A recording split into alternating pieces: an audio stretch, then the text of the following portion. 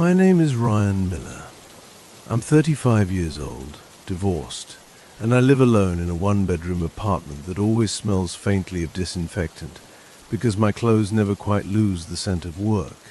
I don't have kids. That wasn't the plan. But plans don't survive long when you're the kind of person who avoids conflict, who stays quiet when silence feels safer than honesty. People describe me as reliable. That's the word they use. Reliable means you show up. It doesn't mean you do anything meaningful once you're there. I work nights because days feel too exposed. At night, nobody expects you to be cheerful. Nobody asks how you're doing and actually waits for the answer. At night, it's enough to exist. I learned that after my mother died, she worked the same place I do now. Same hospital. Same night shifts. Different job title, but the same long halls. The same doors that close too softly. The same alarms that never quite sound urgent enough. I don't talk about her much. People at work know she used to be a nurse there. They don't know the rest. They don't know why I avoid certain wings. They don't know why I flinch when a call light stays on too long. I tell myself I'm here for the paycheck. That's a lie. I'm here because part of me believes that if I keep watching the place where things went wrong, I can somehow balance the scale. I haven't succeeded yet. The hospital is officially called Hawthorne State Psychiatric Facility. Nobody who works here uses the full name. We just call it Hawthorne. Like shortening, it makes it less heavy. It sits a few miles outside town, surrounded by dead grass and a parking lot that's never full anymore. The newer buildings are closer to the road. Bright lights, fresh paint, glass doors that lock electronically. That's what visitors see. I work in the parts they don't show. My shift starts at 11 p.m. I clock in at a desk with a cracked laminate surface and a coffee ring older than me. I pick up a radio, a key card, and a metal ring with physical keys for doors that were installed before anyone trusted electronics. My job title is night security technician, but that's generous. I walk the halls. I check doors. I respond to call lights if nursing staff are tied up. I log what I see and what I hear. What I'm not allowed to do is just as important. I don't restrain patients. I don't administer medication. I don't question orders. And I don't enter sealed wards unless I'm explicitly told to. Hawthorne has 3 of those. Sealed wings.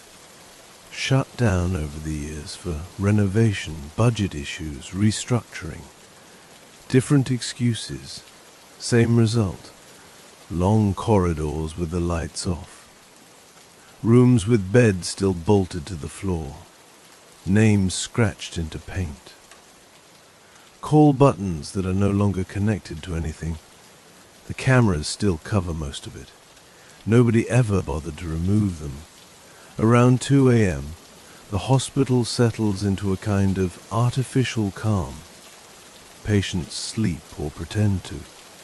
Nurses cluster at stations, tired and quiet. The air smells like disinfectant and something older underneath it. Metallic, stale, like a place that's absorbed too much human suffering and never learned how to let it go. That's when the watching starts. Not the patients watching me, the building. You feel it in the way sound carries too far, in how footsteps echo even when you're standing still, in the sense that you're never fully alone, even in an empty hall. I'd felt all of that before. What changed was the night something finally noticed me back. It starts with a camera. That's how these things always begin. Not with screams.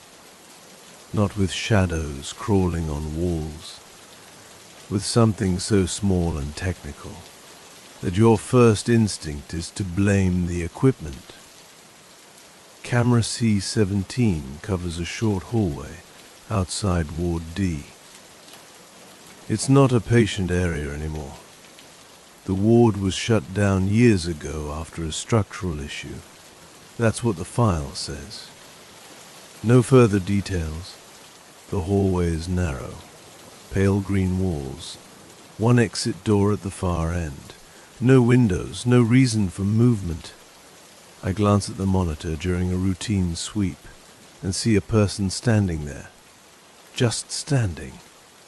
They're positioned dead center in the frame, facing the camera. Not pacing, not swaying. Perfectly still, like someone paused mid-thought. I check the timestamp. 2:14 a.m. I zoom in, already annoyed, already preparing to call it in as trespassing or a system glitch. The image sharpens. It's a woman, hospital gown, bare feet, long hair hanging forward, partially hiding her face. Her posture is wrong, not hunched, not relaxed, more like she's being held upright by something invisible. I don't recognize her. That shouldn't be possible. I know most of the long-term patients by sight.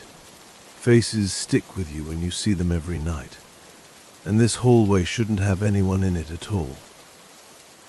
I reach for the radio. Before I press the button, the woman lifts her head.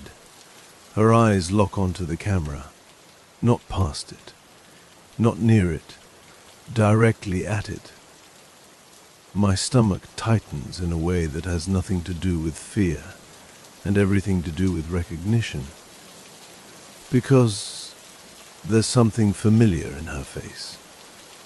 Not someone I know exactly, but someone I've seen before, in reports, in old photos. In memories I avoid, I switch to the adjacent camera. The hallway is empty. I switch back.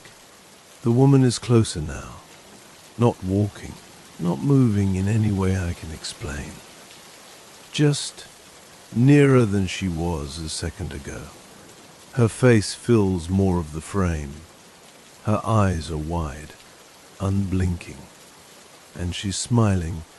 That's when the call light goes off. Ward D, the sealed one, the call light shouldn't work. That's the first thing I think as the panel on my desk lights up. Red indicator, Ward D, the same ward that hasn't been staffed, cleaned, or officially accessed in years. I stare at it long enough that the light starts to feel like it's staring back. I radio the night supervisor. No response. I try again. Static. A soft click, like someone picked up on the other end and then changed their mind. The call light keeps flashing. Protocol says I log it and wait. Protocol says sealed wards are not my responsibility. Protocol says a lot of things that stop people from getting sued. But protocol also assumes the system isn't lying. I grab my flashlight and head down the service corridor, telling myself I'll just confirm it's a wiring fault. That's all. A loose connection. Old building. End of story. The closer I get to Ward D, the quieter the hospital becomes. Not asleep quiet. Empty quiet. The kind of silence that makes your own breathing sound intrusive. The door to the ward is still locked. The call light above it is on. Steady now. No blinking. Just glowing red, patient and expectant. I swipe my keycard. Denied. I try the physical key.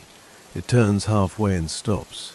Metal grinding softly, like the lock is resisting. That's when I hear the voice. Not loud, not echoing. Right behind the door, a woman's voice, calm. Tired. Please, she says. Don't ignore it again. My hand drops from the key. Again. I step back, heart pounding hard enough to make my vision blur.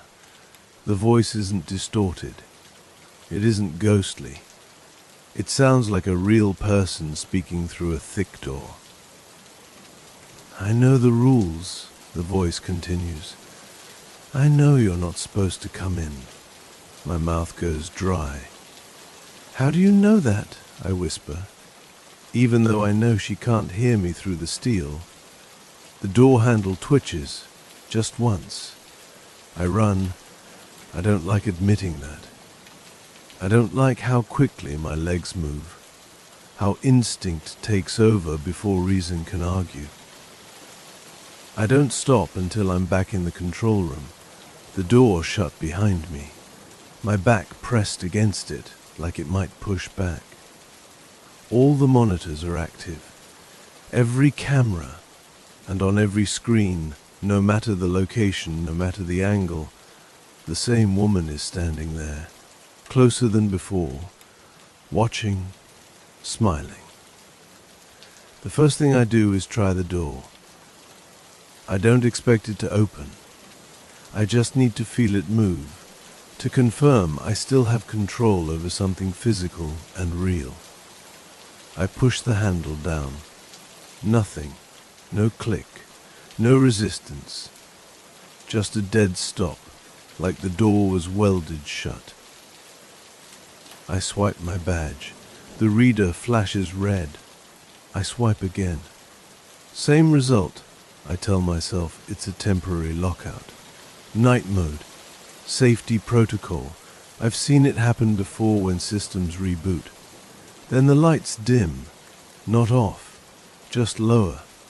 Enough to make the corners of the room soften, shadows stretching in places they shouldn't. I go to the phones. External line. Dead. Emergency line. Busy. Internal extension to the nurse's station. Ringing, but nobody answers. On the monitors, the woman tilts her head. Every single feed mirrors the same motion, perfectly synchronized, like she's aware of being multiplied and finds it amusing. I back away from the desk. "Okay," I say out loud, because silence is worse. "Okay. This is a glitch, power fluctuation, system error." She opens her mouth. Sound comes through the speakers, soft feedback, then a breath. I recognize the intake of air before speech, because I've heard it hundreds of times over the years. It's sibilant, the sound people make before asking for help. "You're alone now," she says. The words come from everywhere, ceiling speakers, desk speakers. The small speaker in my radio crackles and repeats it half a second later. I shake my head. "No," I say. "No, that's not possible." Her face moves closer on the screens, close enough now that I can see details. Cracked lips, dark circles under her eyes, faint bruising along her wrists, yellowed with age. "Just like me," she says. The monitors flicker. For a moment the images change. I see hospital beds, old restraints, hands tied too tight, cool lights flashing endlessly in empty rooms. I recognize some of it, old training footage, archived incident recordings, and something else. A woman lying on a bed, staring at the ceiling, lips moving silently. I know that face. I've seen it in a framed photo, tucked away in a box I never open. My mother's handwriting is on the back. Patient intake. 1998. I drop into the chair, legs weak, heart racing, because the woman on the screen looks at me and says my name. Hearing my name breaks something in me, not fear. Fear I can handle. This is worse. This is recognition. The sense that whatever is happening didn't start tonight. It's just finally reached me. I force myself back into the chair and pull up the archive terminal. The system is slow, like it resents being touched. Blue light hums softly as decades of records load. I search the woman's face first. Facial recognition returns nothing current. No active patients, no discharged files. So I widen the range. Unidentified, deceased, restricted access. The screen hesitates. Then a list appears, names without photos, dates without explanations, cause of death listed as complications, cardiac event unknown. Too many of them. I open one at random. Female, late 20s. Admitted for postpartum depression. Length of stay, 9 months. Died during night shift. Notes incomplete. Nurse on duty, E. Miller. My throat tightens. I scroll. Another file. Male. Schizophrenia. Non-violent. Restrained overnight. Found unresponsive. Same nurse. Another. Elderly woman. Dementia. Repeated call light use noted as attention-seeking. Same nurse. My mother's name appears again and again, like a signature burned into the system. On the monitors, the woman stops smiling. "Did you find us?" she asks. Her voice is closer now, not through speakers behind me. I don't turn around. "You watched," she continues, just like she did. Cold breath brushes the back of my neck. I feel the pressure of fingers that aren't there, resting lightly on my shoulders. I finally look. She's standing in the room, not transparent, not flickering, solid, hospital gown hanging loose, skin pale and marked with fingerprints that never fully faded. Her eyes are glassy, but focused. Behind her, the door slowly unlocks. A soft click. "You're going to walk with us now," she says. Through all of it, the hallway lights outside snap on, and from somewhere deep in the hospital, every call light begins to ring at once. The hallway outside the control room isn't the one I remember. It's longer. The walls feel closer together, like the building has inhaled and forgotten how to exhale. The lights hum overhead, flickering just enough to make every step feel delayed, unreal. The woman walks ahead of me, not fast, not slow, purposeful. I try to stop. My feet keep moving. Every door we pass is open now. Rooms that were sealed. Rooms that were erased from maps and schedules. Inside them are people who should not exist anymore. Patients sitting upright on beds with restraints still buckled. Patients standing in corners, faces pressed toward walls. Patients staring straight at me with eyes too aware, too awake. They don't scream. That's the worst part. They watch. As we move deeper, the hospital peels back time. Paint changes color. Flooring shifts from clean tile to cracked linoleum. The smell thickens. Antiseptic layered over rot, sweat, fear. "This is where she worked," the woman says, stopping in front of a nurse's station that hasn't been staffed in decades. I see my mother's handwriting on clipboards, her notes. Short, efficient, detached. Patient non-compliant. Excessive use of call system. Sedation advised. The air grows heavy. My chest tightens. Hands begin to reach for me. Gentle at first. Then desperate. "You heard us." A man whispers from behind me. "Every night, you walked past," says a voice near my ear. Every time, I stumble, almost falling, and suddenly the hallway is full. Faces crowd in, bruised, hollow, open-mouthed with questions that were never answered.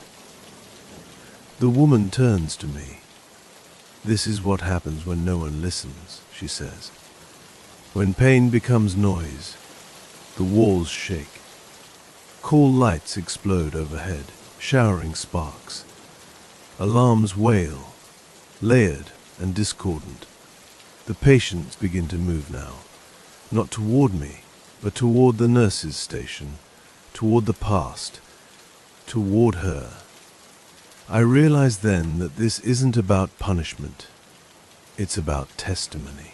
And I'm the last one who can still tell the difference between the living and the dead."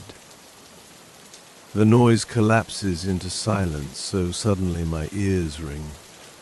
The hallway clears, the patients fade, not vanishing, but stepping back, retreating into rooms that seal themselves shut, as if the building is swallowing them again. Only the woman remains. She stands by the nurse's station, her fingers resting on a ledger bound in cracked black leather. I recognize it immediately. I've seen it once before, in a locked cabinet marked Archive. "Do not remove." "The night book," I say. She nods. "This is where the truth was buried," she says. Names crossed out. Times changed. Causes softened until they meant nothing. She slides the ledger toward me. The pages are heavy, thick with ink.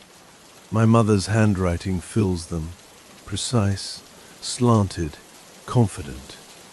But underneath, pressed hard enough to dent the paper, are other marks, scratches, indentations, names written and erased again and again. "If you open it," the woman says, "you can't close it." My hands shake as I flip to the final pages. There it is, a section never digitized, unresolved incidents. Ward D, dozens of entries, no signatures, no follow-ups. At the bottom, one name circled so hard the page tore. Anna Keller, the woman's face, cause of death, unrecorded. I understand then. They don't want revenge. They want acknowledgement. They want the truth made permanent, visible, undeniable, impossible to archive away. But I'm nobody, I say. I don't have that authority. She looks at me with something like pity. "You have access," she says. "And you have blood." The hospital trembles. Somewhere far away, dawn presses against boarded windows it's never reached before. "If you don't write it," she continues, "this place will keep remembering for you." She steps back, opening a path toward the archive room. I know what's waiting there. And I know once I go in, I won't come out the same. The archive room is colder than the rest of the hospital. Not air-conditioned cold. Grave cold. The kind that sinks into your bones and stays there long after you leave. The door slams shut behind me. Lights flicker on one by one, revealing rows of filing cabinets and shelves packed with boxes. Dates written in fading marker. Entire lives reduced to cardboard and dust.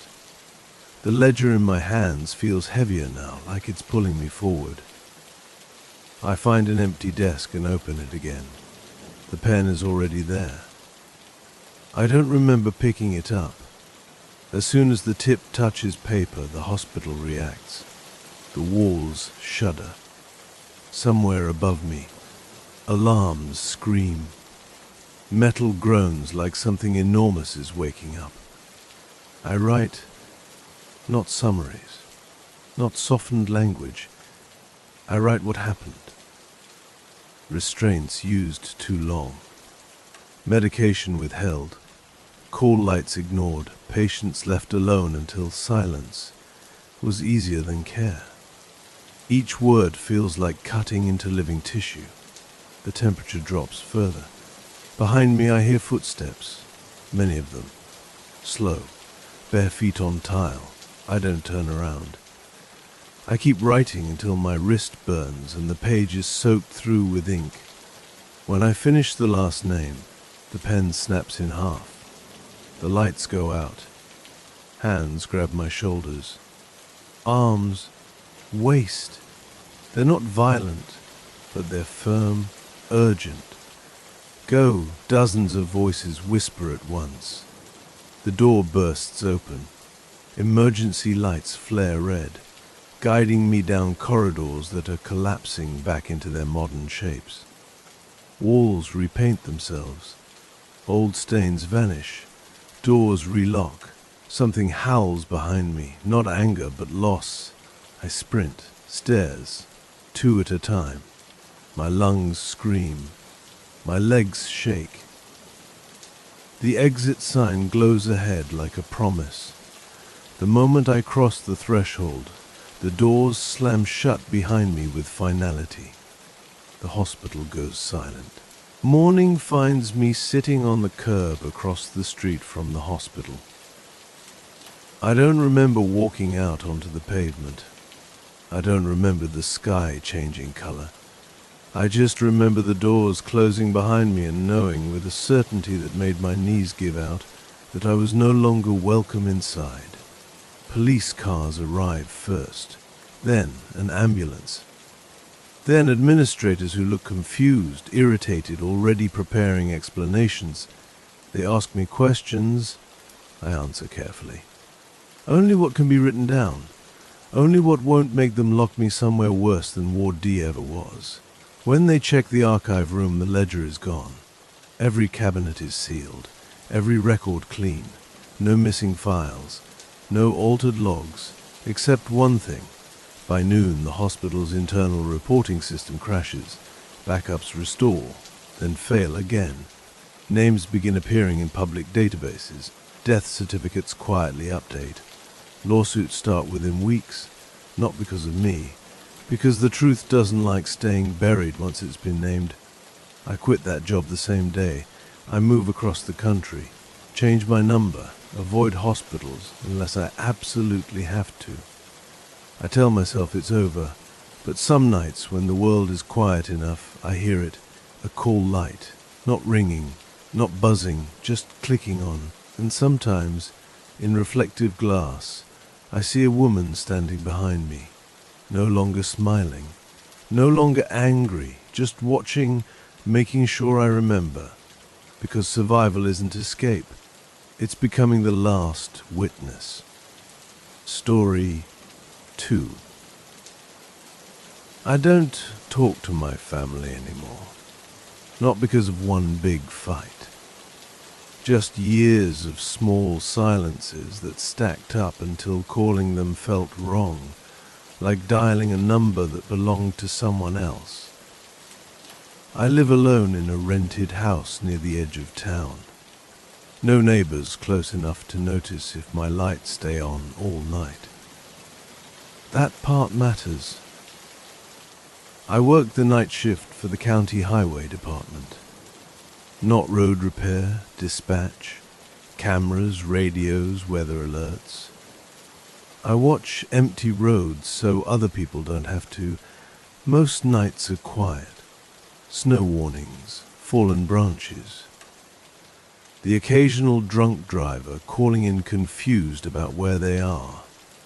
I like it that way. At 1:12 a.m., a voice comes through my headset that is not on any channel. It says my name, not dispatcher, not hello, just Daniel. I pull the headset off and stare at it, waiting for static. Nothing. Dead quiet. Then the monitors flicker. Every camera feed switches at once, not to snow, not to black, but to the same image. A 2-lane road, no traffic, no snow, no timestamp. And standing in the middle of it is a woman. She's facing the camera, close enough that I can see her mouth move. The audio comes back on. "You still don't recognize me," she says.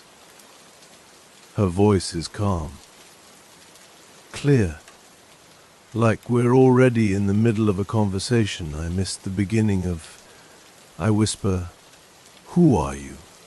She smiles, not friendly, not angry, tired. "You used to call me Aunt," she says. My stomach drops. My Aunt Evelyn died before I was born. That's what I was told. A car accident. Closed casket. End of story. The woman on the screen steps closer. The camera does not zoom. She does. Her face fills the monitor. Her eyes are wrong. Not glowing, not empty, but too aware.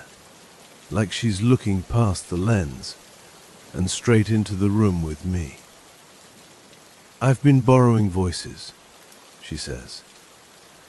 "But it's easier to talk to you this way." The radio beside me crackles. A second voice comes through.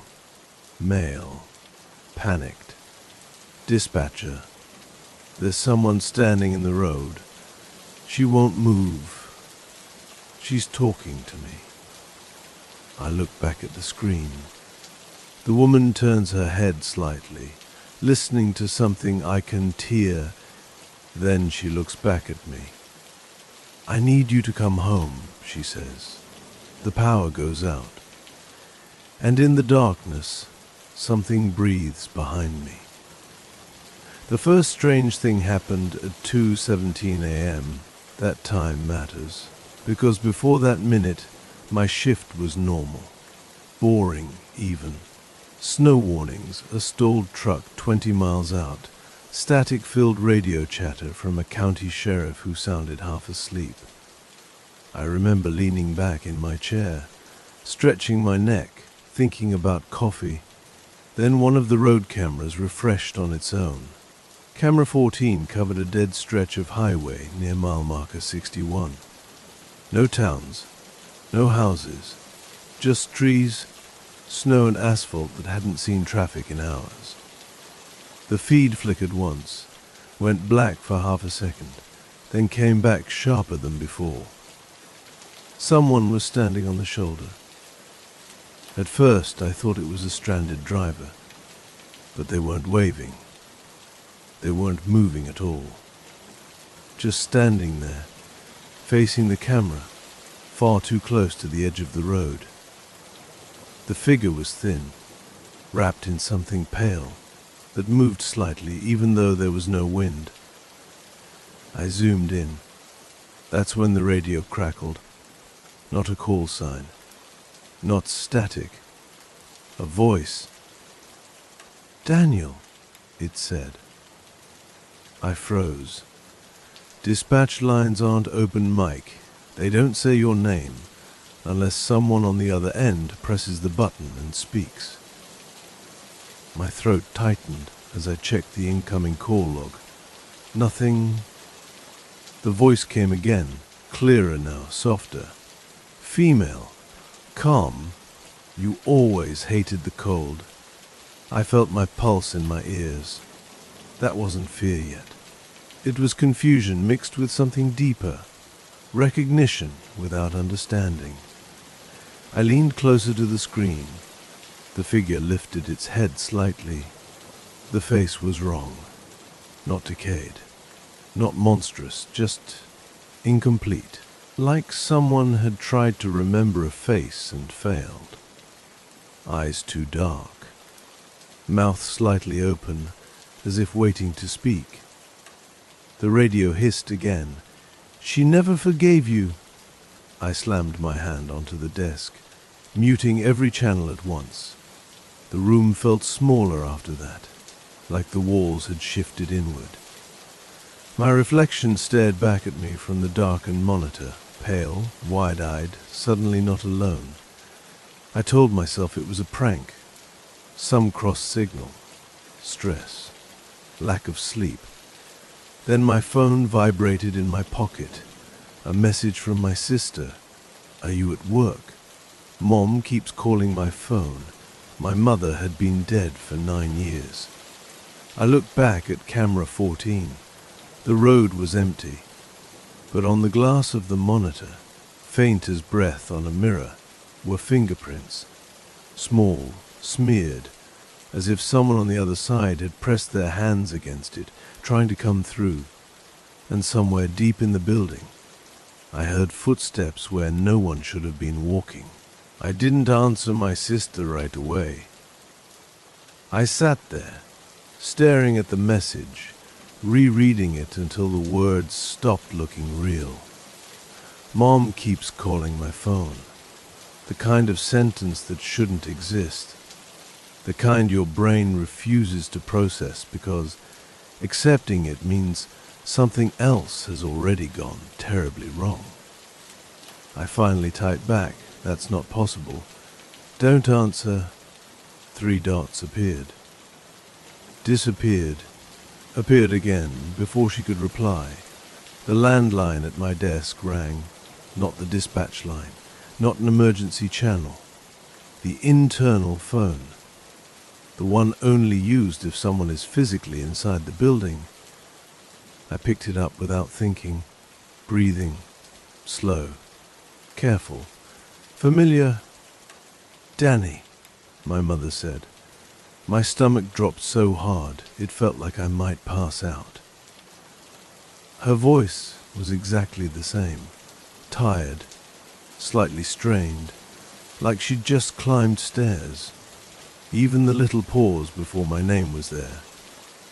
I couldn't speak. "You left me alone," she continued. "You promised you wouldn't." The memory hit me then, sharp and unwanted. The hospital room. The argument. Me stepping out for air, telling her I'd be right back. Telling her not to be dramatic.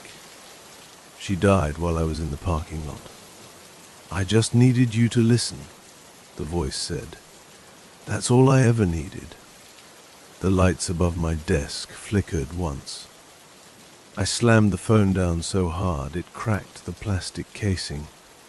My hands were shaking now. Full body tremors I couldn't stop. This wasn't a prank. No one at work knew that story. I'd never told anyone. Footsteps echoed again, closer this time. Slow, unhurried, like whoever was walking knew there was nowhere for me to go. "Security?" I called out, my voice cracking. "Mark. You messing with me?" No answer. I stood and checked the hallway camera. The feed showed the long corridor outside the dispatch room, empty except for the exit sign glowing red at the far end. Then the exit sign blinked for one frame, just one. I saw a woman standing beneath it, head tilted, hair hanging forward, obscuring her face. Her mouth moved. The camera froze. My sister finally replied. "Daniel, she's leaving voicemails. She sounds upset. She keeps asking why you won't come home." The radio on my desk turned itself back on. Same calm female voice from the highway. "She found a way to reach you," it said. "But she's not the only one who remembers."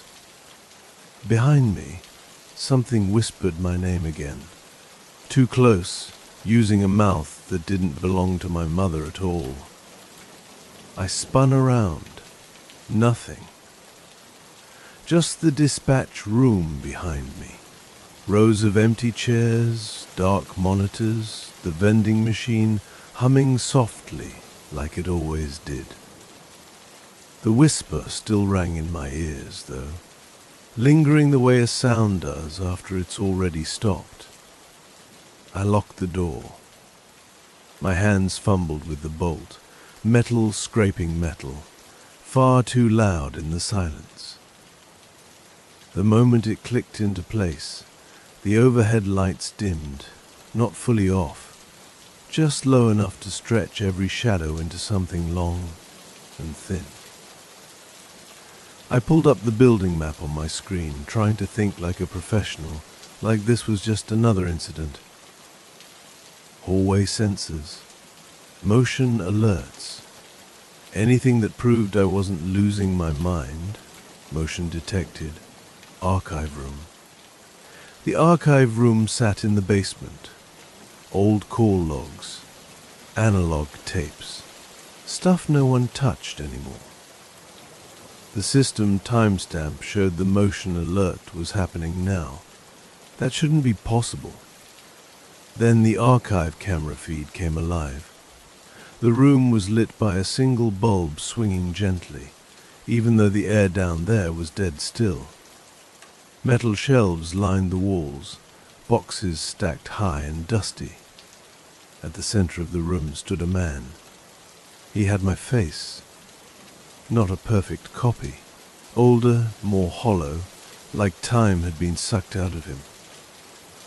His eyes were wrong, sunk too deep, and his mouth hung slightly open as if he'd forgotten how to close it. He looked straight into the camera, straight at me. His lips moved. "Come listen to what you did." Every monitor in the room flickered at once. Audio channels opened themselves, one after another. Overlapping voices pouring out in a low, rising murmur. Not screaming, not crying, confessing. Emergency calls, I remembered. Calls I'd rushed through.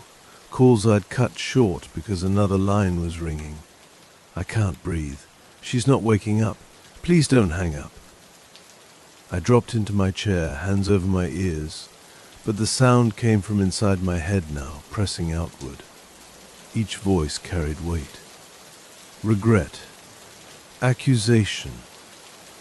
The thing wearing my face smiled. The basement camera feed zoomed in on its own, closing in on the eyes, the mouth. "You hear us now," it said, speaking with 100 voices layered beneath its own. "That's good. You always listen too late." The door behind me creaked. Not the handle. The hinges.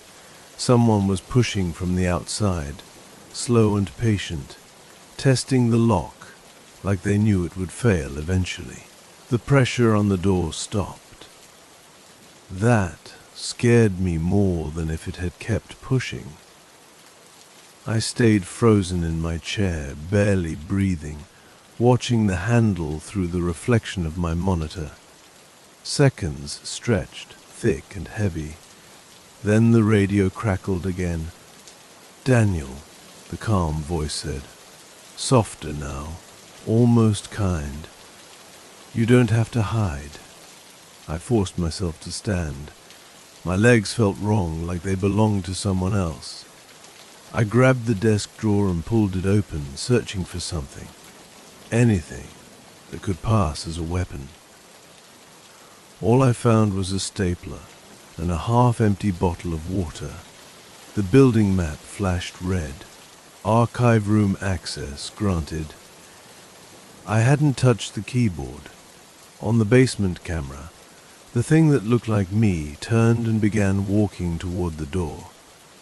Each step was slow, deliberate, like it wanted me to have time to decide whether to follow.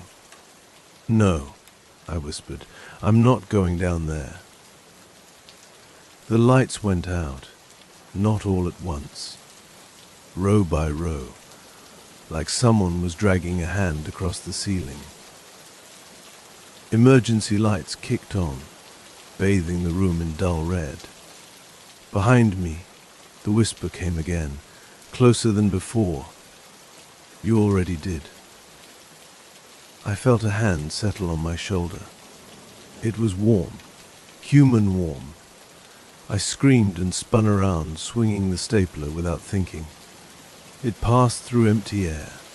No resistance, no impact. But my shoulder still burned where the hand had been.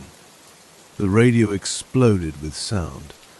My sister crying, my mother pleading, strangers begging, all speaking at once. Then, abruptly, silence. The dispatch door unlocked itself. The bolt slid back with a clean final click. From the hallway, I heard footsteps coming in. More than one set.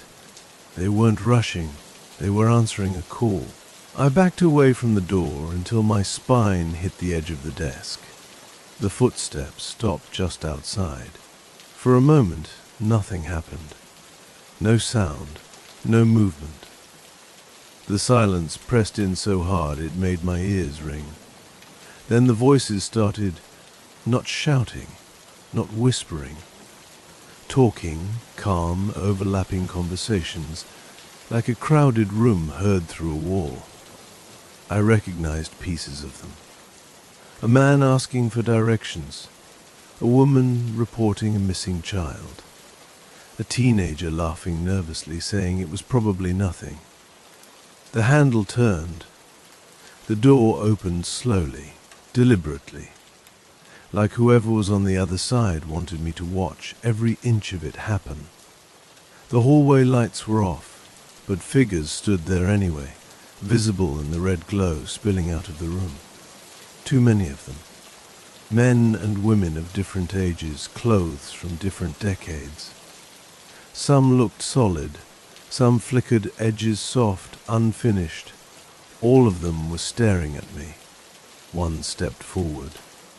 A middle-aged man in a work jacket, his chest dark with something wet. "You told me help was coming," he said politely. I waited. Another figure leaned in beside him, her neck bent at an angle no living body could hold. "You asked me to stay calm," she said. I tried. I shook my head, tears blurring my vision. "I did everything I could," I said. "I followed procedure. A child's voice cut through the room. "Why did you hang up?" The door slammed shut behind them on its own. The radio turned back on. The calm dispatcher voice was gone now, replaced by something deeper, layered, like several throats sharing one sound. "You stayed," it said. "That's why you can hear us." The figures began to move, spreading out into the room, surrounding the desks, the walls, the exits. As they passed, screens lit up with their calls, timestamps, locations, outcomes, every single one marked closed. One of them reached out and touched my wrist. This time, I felt it. Cold flooded up my arm, locking my fingers in place. My reflection appeared on the darkened monitor in front of me, but it wasn't copying my movements.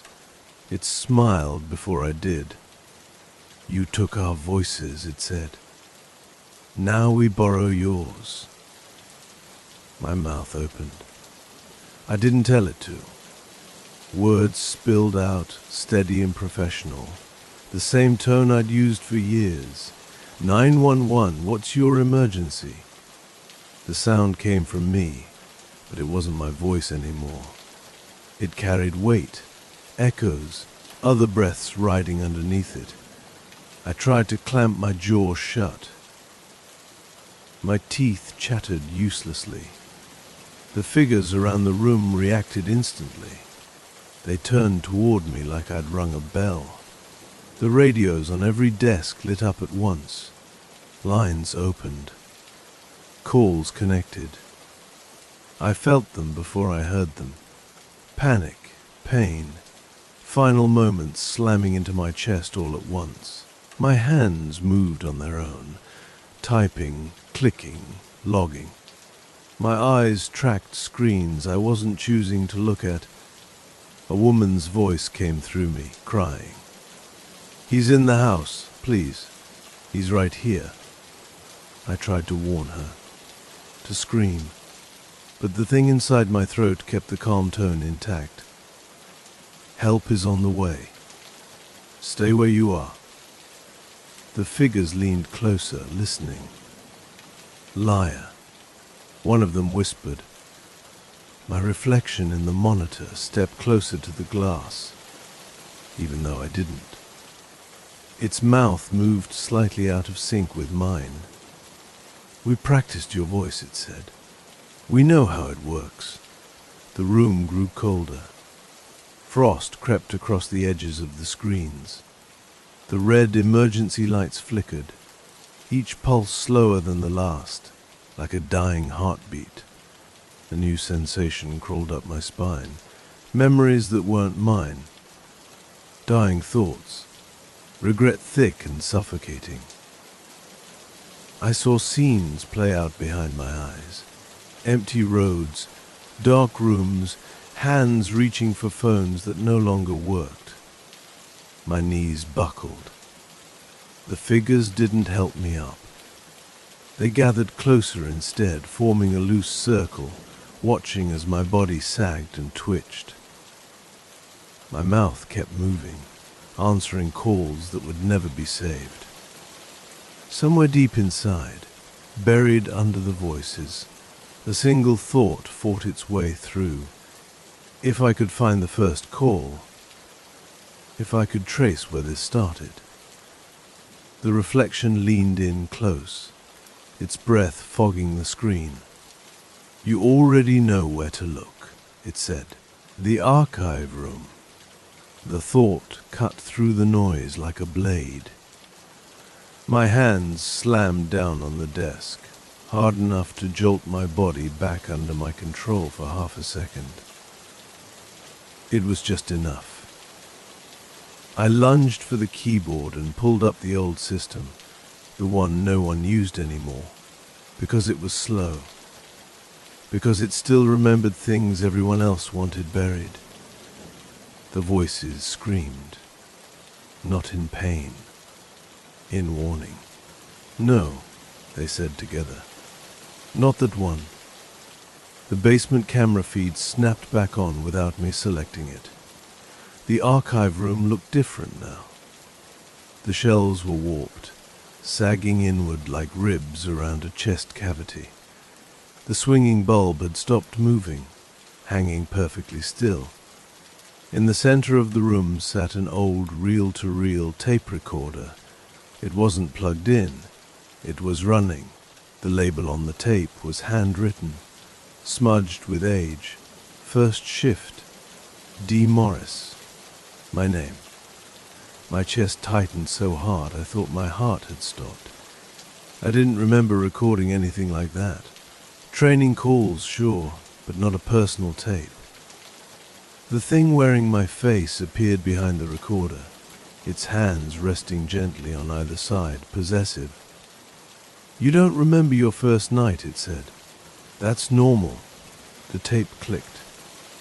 A younger version of my voice filled the room, nervous, uncertain. "Unit delayed," the voice said. "Just stay on the line with me." I remembered now. A storm. Power outages. Too many calls. One line I'd put on hold because the supervisor was waving me over. The playback continued. A man's breathing, ragged, wet, then silence. The figures in the dispatch room began to shake, their outlines blurring. Some clutched their heads, others backed away, afraid. "You never closed the line," the reflection whispered. "You just walked away." The tape reached the end. Instead of stopping, it rewound itself, fast. Violent. The recorder screamed as the tape spun backward, and every radio in the dispatch room echoed the sound. "You built us," the thing said softly, out of waiting. The lights went completely out. In the darkness, something grabbed my ankle and began pulling me toward the open doorway. I dug my fingers into the carpet, nails tearing, skin burning, but the pull didn't slow. The floor felt wrong beneath me, soft, uneven, like it was breathing. The doorway stretched farther away no matter how hard I kicked. The dark around my legs thickened, wrapping tighter with every inch I was dragged. "Hold," I screamed. The word didn't echo. It answered, Lights fled back on in sharp white bursts, one by one, like camera flashes. The figures froze mid-motion. Whatever had my ankle hesitated, loosening just enough for me to twist. I looked down. Hands. Too many. Pale, grey, some skeletal, some still warm-looking, all reaching out from the floor itself. The carpet had split open like skin, and beneath it was not concrete, but a mass of arms layered on top of each other, all clawing upward. Each mouth spoke as it pulled. You said wait. You said help was coming. You said stay calm. I kicked free and scrambled backward, slamming into a chair. The floor sealed itself with a wet, sucking sound, leaving only the smell. Old sweat, rot, ozone. The archive room door at the far end of the hall was open now. Inside, the tape recorder was gone. In its place sat a desk. My desk. Same scratches. Same coffee ring burned into the wood. Same family photo turned face down. A radio on the desk crackled. "Daniel," my own voice said gently. "You're doing great. Just stay with me." The hallway behind me filled with shadows. Not the figures from before, but something flatter, stretched thin, crawling along the walls like stains. I stepped into the archive room. The door closed behind me. The lock clicked. From the radio, the voice changed. "You wanted to know where it started," it said. "This is where you finished the call." The air inside the archive room was heavier than anywhere else in the building. Every breath felt borrowed. The radio on the desk hissed softly. Waiting. The family photo lay face down beside it. I knew what it showed without turning it over. My sister and me at the lake, years before I ever put on a headset, before I learned how to sound calm while people were dying. "Answer it," the voice said. The desk drawers slid open by themselves. Inside were case files, stacked too neatly. Each one had my name stamped across the top in red ink. I opened the first, a transcript printed in clean official font. My words, his responses. The long stretch of silence marked only by a timestamp that kept moving forward. Caller disconnected, no. Dispatcher disconnected, yes? The floor trembled. From the walls came the sound of breathing. Dozens of people inhaling and exhaling in uneven rhythms, all waiting for someone to speak first. I picked up the radio. It was warm, like it had been held. "I'm here," I said.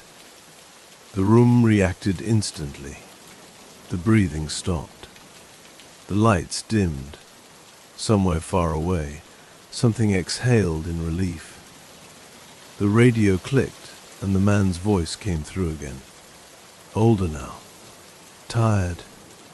"You left," he said. "I could hear you moving around. I didn't want to bother you." Guilt hit harder than fear. "I should have stayed," I whispered. The walls peeled back, not physically remembering. Images flooded the room. The storm outside that night. Supervisors yelling. Screens lighting up faster than anyone could answer them. And me, choosing efficiency over one voice. The radio crackled louder. "I kept talking," the man said. "I thought if I stayed awake, you'd come back." Behind me, the shadows pooled together, rising into a familiar shape. My shape. "You can still fix it," it said. "Just stay on the line." The desk chair slid out, inviting. The radio pressed into my palm, heavy with expectation. Somewhere deep inside the building, phones began ringing again. One by one. All for me. The chair pulled itself closer to the desk. I didn't sit. Every instinct screamed that if I did, I wouldn't stand up again. The phones ringing outside the archive room grew louder, bleeding through the walls. Not just ringing, stacking. Calls overlapping, tones warping into something almost musical, a chorus built from panic. "You don't have to be afraid," my double said, stepping closer. Its face was calm, gentle, exactly how I looked on training posters. "This is what you're good at." The radio in my hand vibrated. "I'm still here," the man said. "Are you?" I closed my eyes. I thought about every time I'd said help is on the way when I wasn't sure it was true. Every time I'd put someone on hold because another screen flashed red.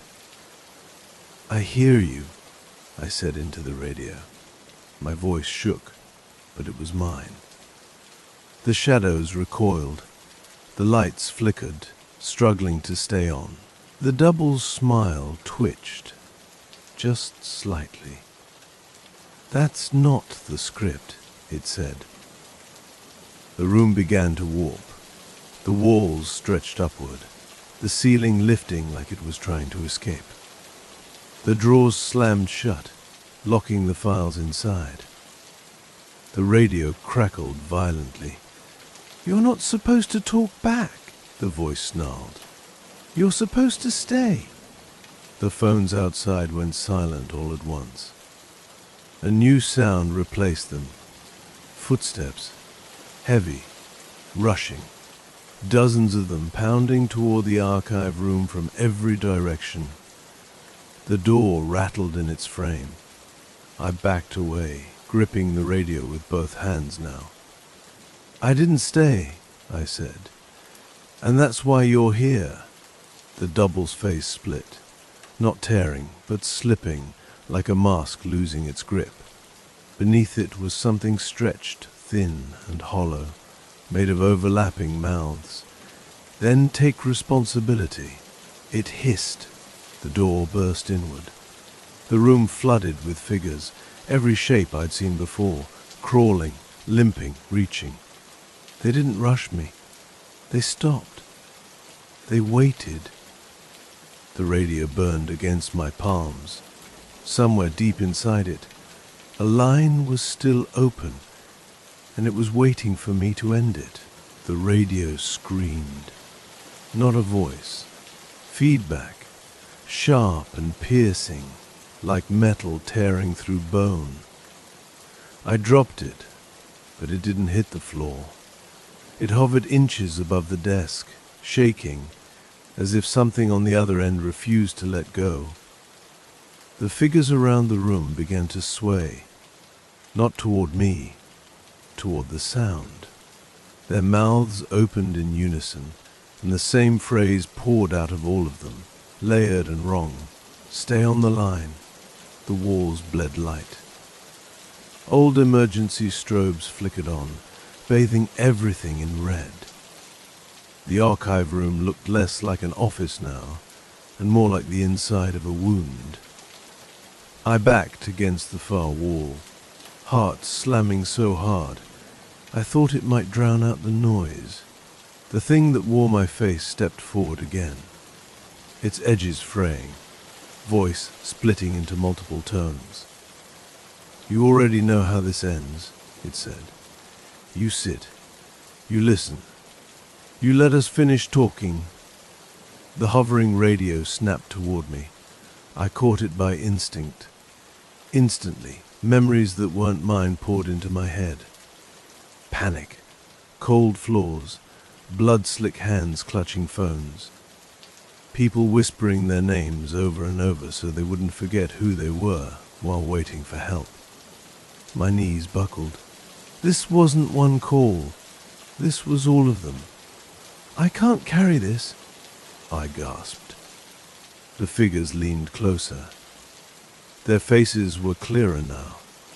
Human, ordinary, the kind you pass every day without noticing. "That's what you told us," they said softly. The radio pulsed, and a new voice broke through. Quiet, almost gentle. "Daniel," it said, "you don't have to stay forever. The room froze. Even the shadows went still. That voice didn't belong to the man from before. It was my sister's voice. My breath caught. "She's not part of this," I whispered. The thing wearing my face tilted its head. "She called too," it said. "Everyone does eventually." The radio vibrated harder, like it was trying to split itself open. My sister's voice came again, clearer now. "Let go," she said. "You can't save us by disappearing." The red lights flickered.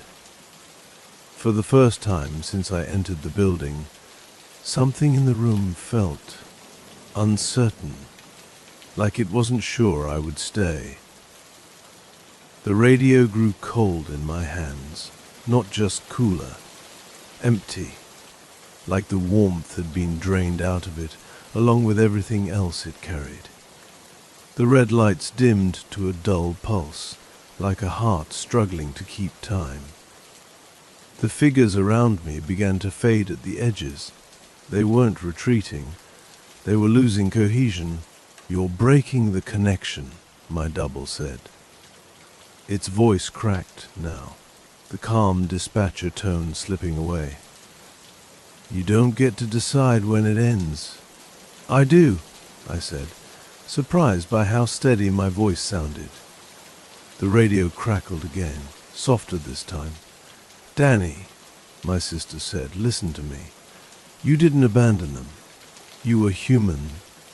The words hurt more than the fear ever had.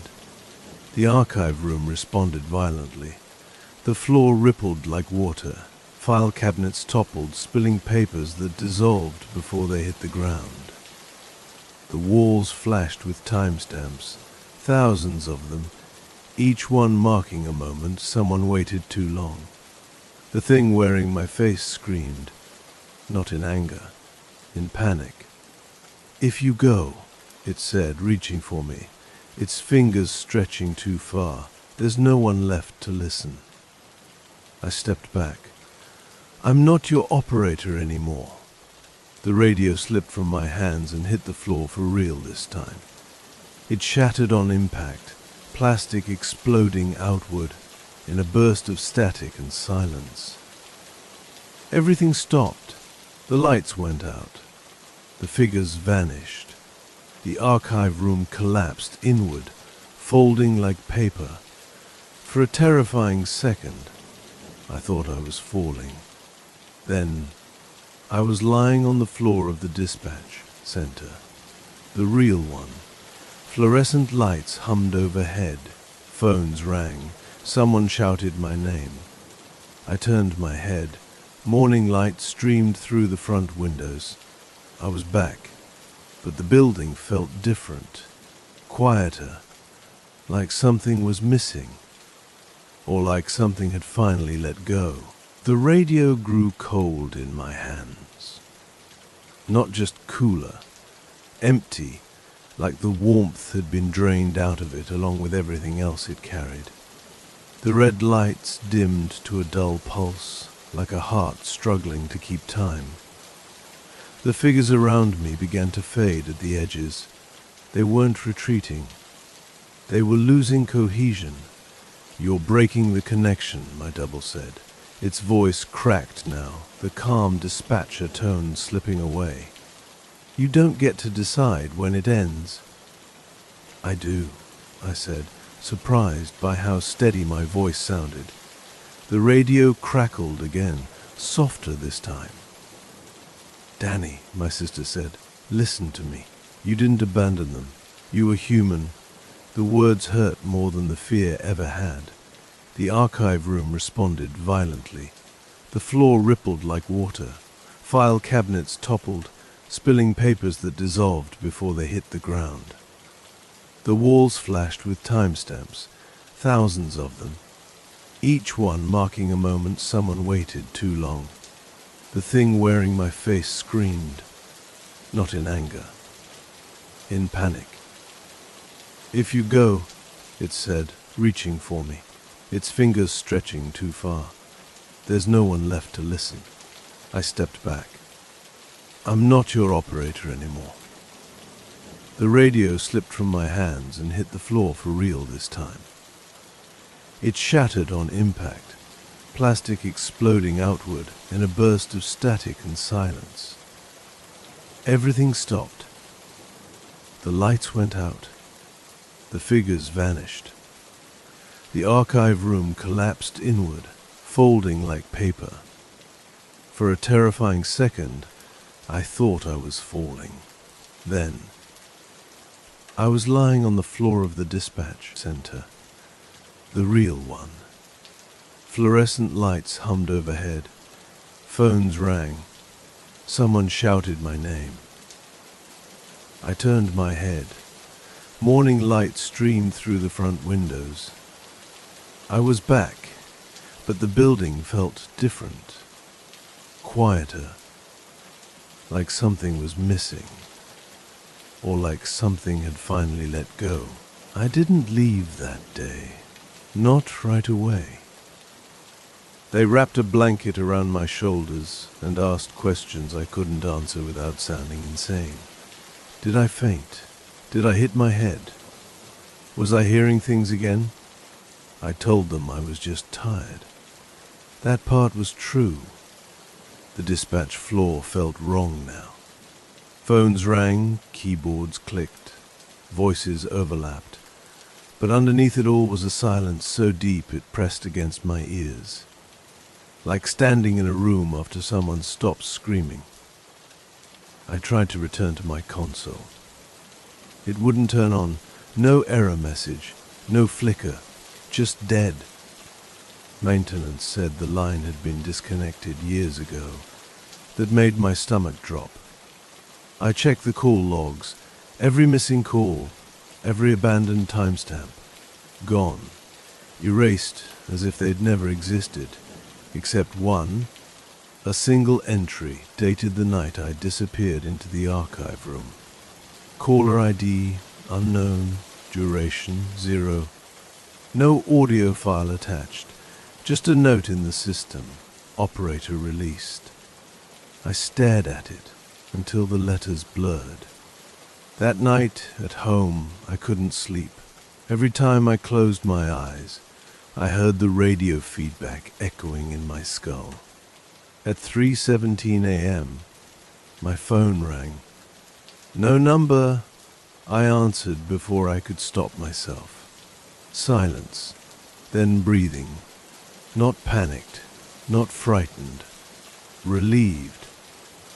Thank you, a voice whispered.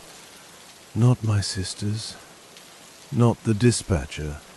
Something quieter, something that sounded finished. The line went dead.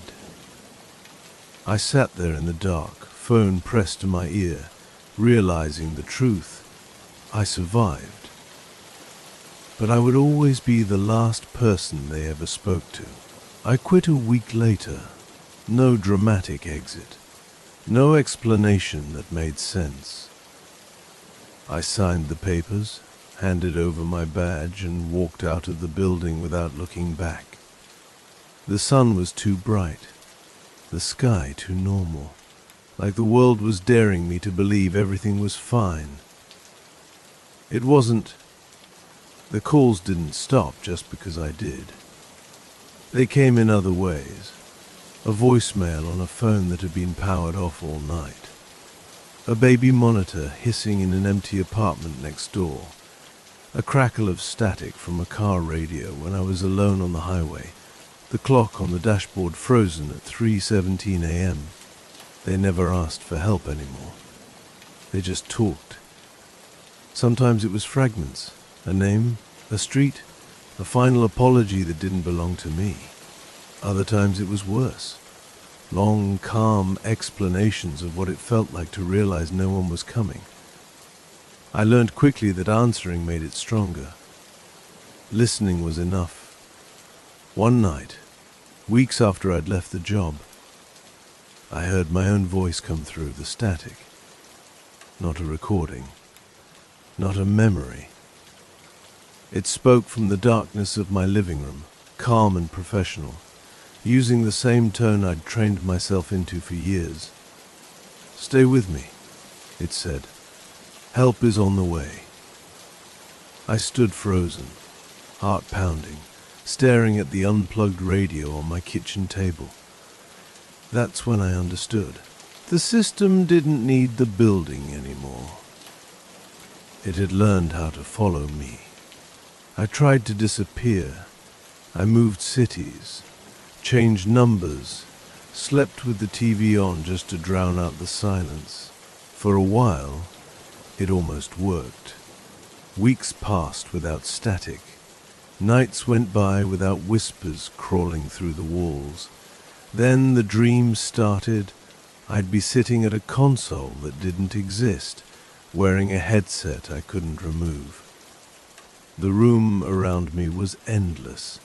Rows of empty desks fading into darkness. Phones rang one by one, never stopping. Every screen lit up with the same message: call accepted. In the dreams, I never answered. I just listened. And I woke up exhausted, throat sore, like I'd been talking all night. The first possession happened on a Tuesday. My neighbor, quiet guy, barely spoke, knocked on my door at 3:17 a.m. His eyes were wide, unfocused. When he spoke, his voice layered over itself, as if more than one person was using his mouth. "They say you don't pick up anymore," he said. I backed away slowly. "Who's they?" He smiled, but his face didn't move right. Too stiff, like it was being worn. "The ones who waited," he replied. "The ones you heard." The lights in the hallway flickered. Somewhere nearby, a phone rang and rang and rang. I slammed the door and locked it, heart hammering. From the other side, my neighbor's voice changed, softer now, almost grateful. "Please," it whispered, "don't hang up on us again." That was the moment I knew. I wasn't haunted. I was still on duty. I stopped sleeping after that, not because I was afraid of nightmares, but because the longer I slept, the more awake she became. At night, the apartment sounded crowded. Footsteps above me, below me, inside the walls. Not walking, waiting. Every time I closed my eyes, my phone buzzed on the nightstand, screen lighting up without a notification. No missed calls, no messages, just the glow. I started recording myself while I slept. The first night, nothing. The second night, I sat straight up at 2:11 a.m. My eyes stayed closed. My mouth opened. I spoke for 4 minutes. When I listened the next morning, my voice wasn't alone. Under it, faint, wet, and close, was another voice copying my words a half-second late, like a child learning how to speak. By the fourth night, my phone answered a call by itself. I woke to the sound of breathing, not mine, coming from the speaker. Slow, patient, familiar, I whispered. "Who is this?" The breathing stopped. Then a woman spoke. Her voice cracked like it hadn't been used in years. "I used to watch you listen," she said. "I learned your face before I learned your name." My vision blurred. The room tilted. "Where are you?" I asked. She laughed quietly. "Still here," she said. "Still waiting for you to say hello." The call ended. When I checked my call history, there was only one entry: incoming. Duration 0. But my throat burned like I'd been screaming. I stopped trying to block the calls. That was the mistake. The moment I stopped resisting, the line opened wider. The voices didn't rush me anymore. They took turns. Polite, measured, like they were finally being handled correctly. They used my devices first. Phone, laptop, old radios I didn't remember owning. When I unplugged everything, they used other people. The barista at the coffee shop leaned over the counter one morning and said, in a voice that wasn't hers, "You sound tired. You should sit down." A cashier froze mid-scan, eyes glassy, and whispered, "He says, you never came back." Each time it happened, I felt it in my chest first. A tightening, a pull, like a call connecting inside me before any sound came out. I tried to leave town again. On the highway, every mile marker passed at the same speed, but the clock on the dashboard didn't move. 3:17 a.m. stayed lit in dull green numbers no matter how far I drove. Then the radio turned on. Static cleared itself, carefully like someone tuning it by hand. "You're drifting," my voice said from the speakers. Calm, professional. Wrong. That makes it harder for everyone. My hands shook on the steering wheel. "I ended the call," I said. "I let you go." A pause, then dozens of voices replied, layered into one. "You ended one," they said. "But the line is still open." The headlights dimmed. In the darkness ahead, I saw them standing on the road, not blocking it, not reaching out, just watching. Men, women, children. Familiar and unfamiliar faces blended together. At the center stood a woman I recognized without knowing how. She raised a hand, not to stop me, but to greet me. "Daniel," she said warmly, "you're almost ready." The engine died. The car rolled to a stop, and the doors unlocked themselves. I didn't get out of the car. That felt important. The doors unlocked, the interior lights flicked on, and the radio went quiet in a way that felt intentional, like they were giving me space to make the right choice. Outside, the figures didn't move closer. They didn't need to. The woman at the center stepped forward alone. She was clearer than the others, more defined, like she'd been practicing how to stay solid. Her face was tired but calm, eyes steady in a way that made my chest ache. "You're not trapped," she said, her voice coming from everywhere at once. Air, metal, my own skull. "You're just still connected." I swallowed. My mouth felt full of dust. "Then disconnect me." She smiled gently, not cruel, not mocking. "That's not how lines work," she said. "They end when someone hangs up, and no one ever did." The truth settled in then, heavy and unavoidable. This wasn't a curse tied to a place. It wasn't revenge. It wasn't even about me. It was unfinished communication. I opened the car door. The cold hit me immediately, sharp and real. The moment my feet touched the road, I felt it. The pull. Not dragging, not forcing. Aligning. Like stepping into a current that had always been flowing in my direction. The figures parted to let me through. As I walked among them, I heard fragments, not shouted, not desperate. Simple things. I just wanted to be sure. I didn't want to die alone. "Can you hear me?" I stopped in front of the woman. "What do you want?" I asked. She met my eyes. "You already know," she said.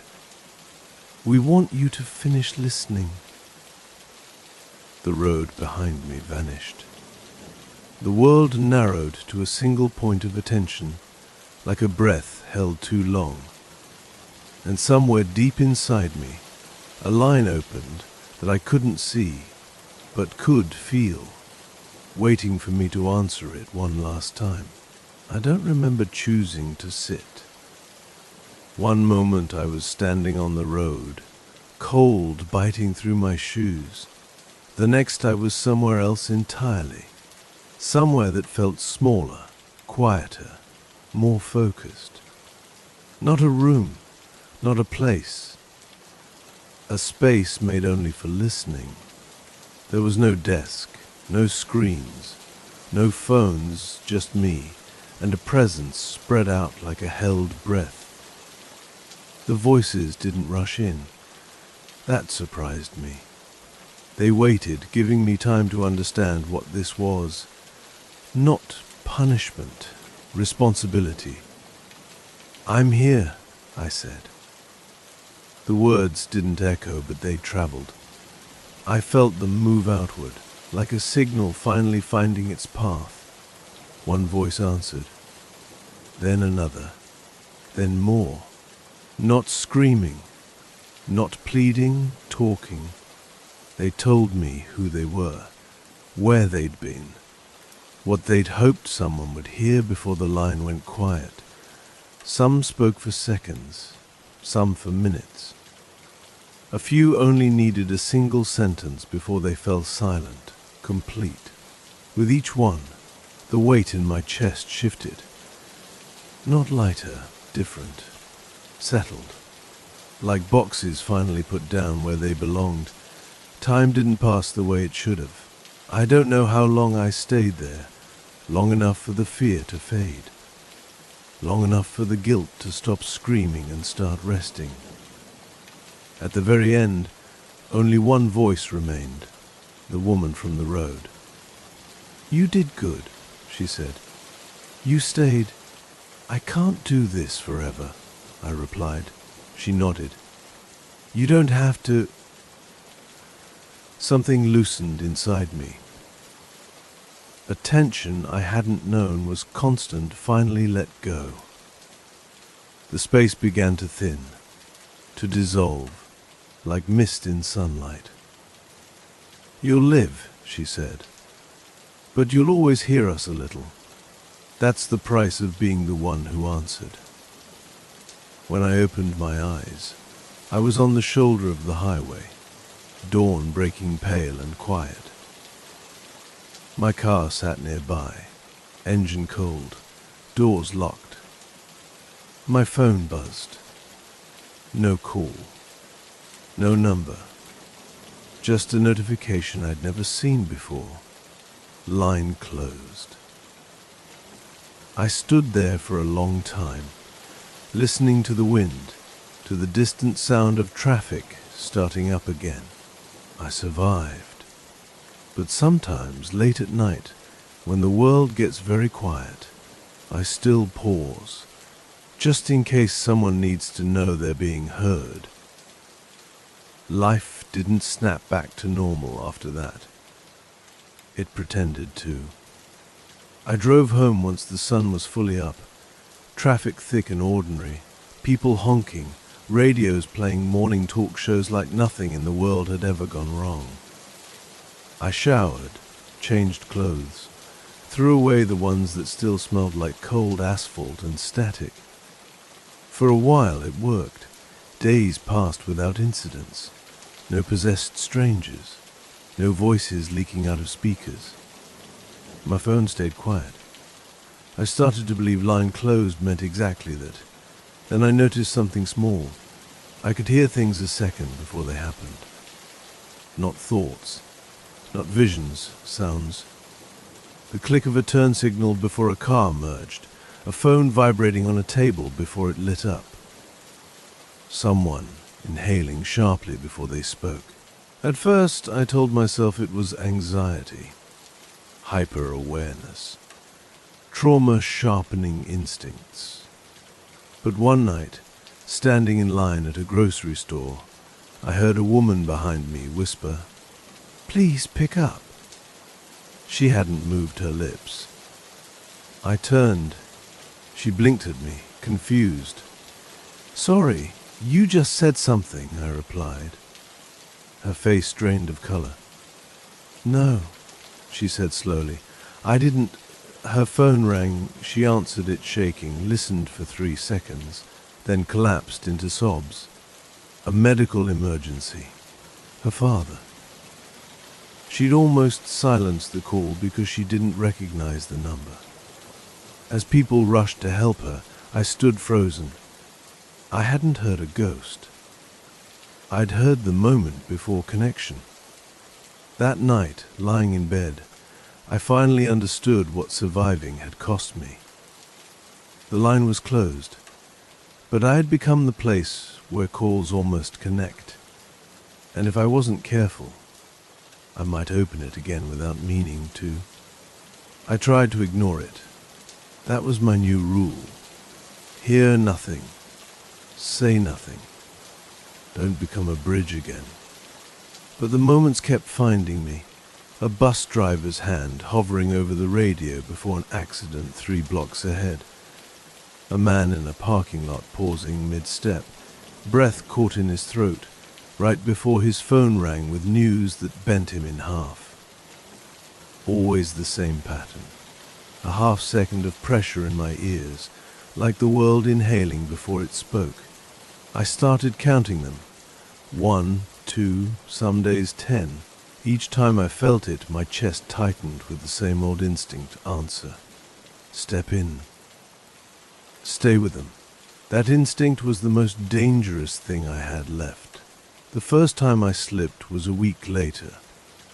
I was at a diner, late at night, the kind that never really closed.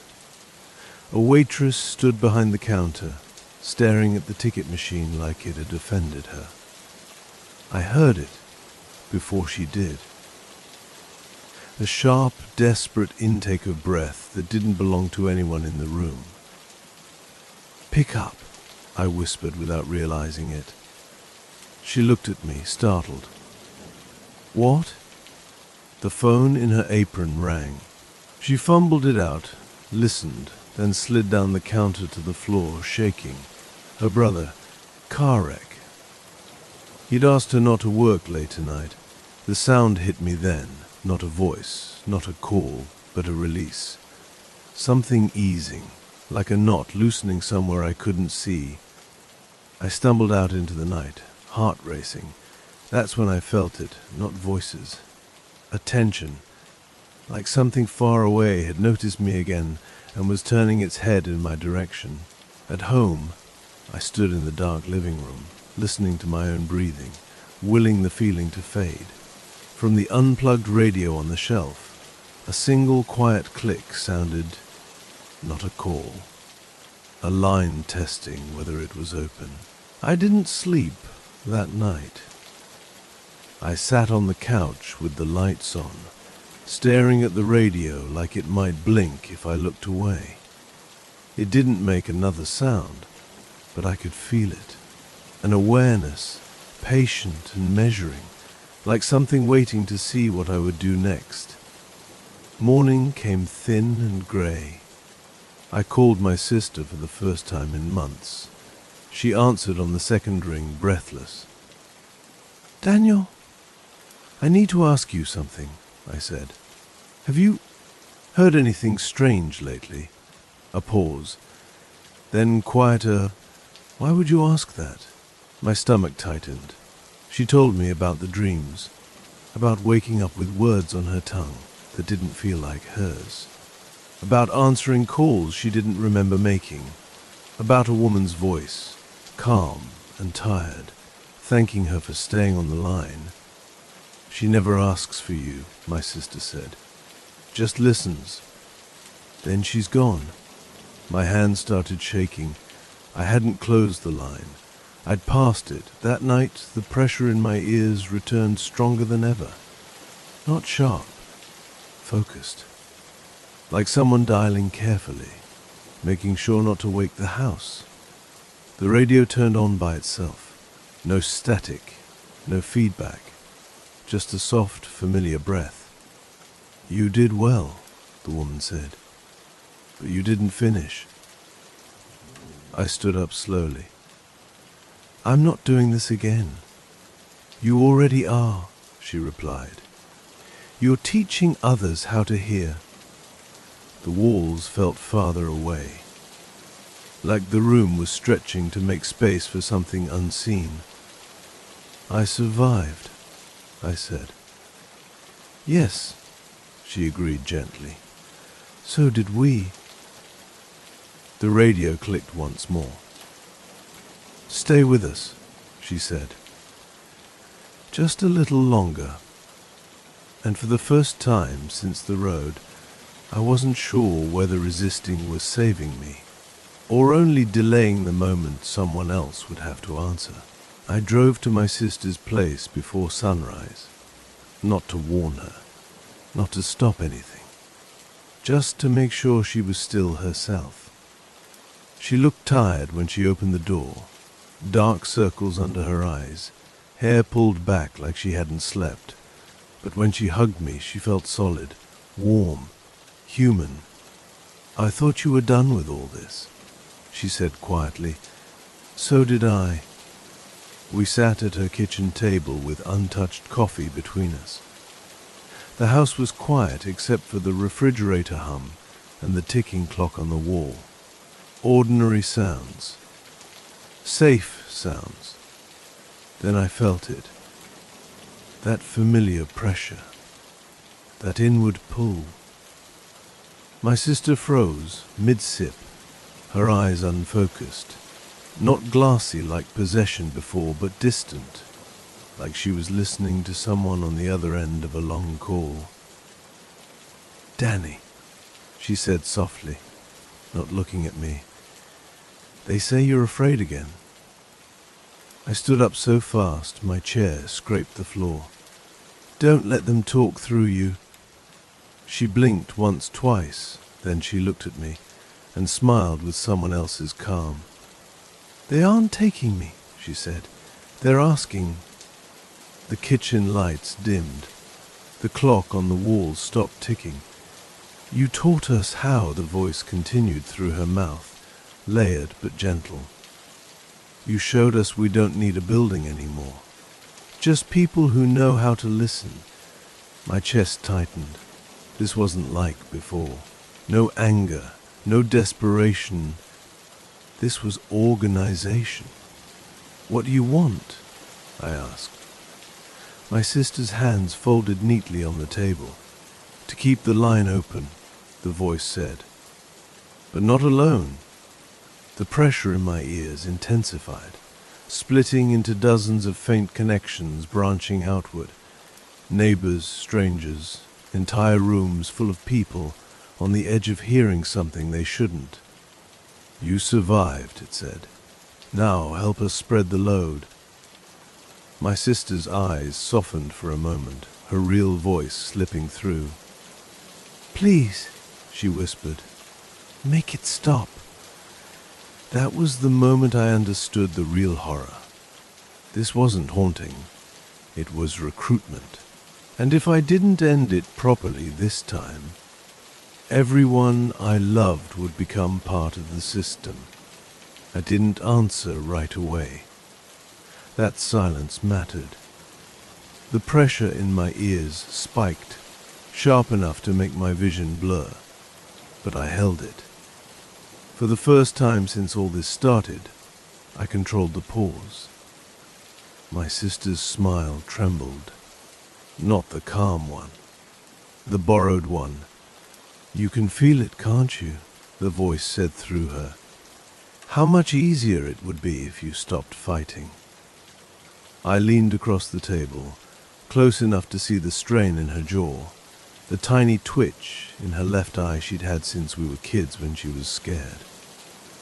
You're using her, I said. That wasn't the deal. The voice hesitated. Just a fraction of a second. We don't hurt the ones who listen, it replied. That's a lie, I said. You hollow them out.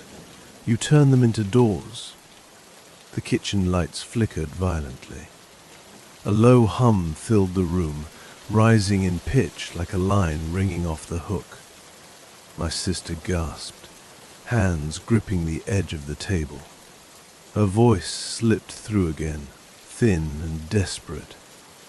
"Daniel, it's getting louder." I closed my eyes. I stopped listening outward. Instead, I focused on the sensation inside my chest. The place where the line used to open. The place that still remembered how...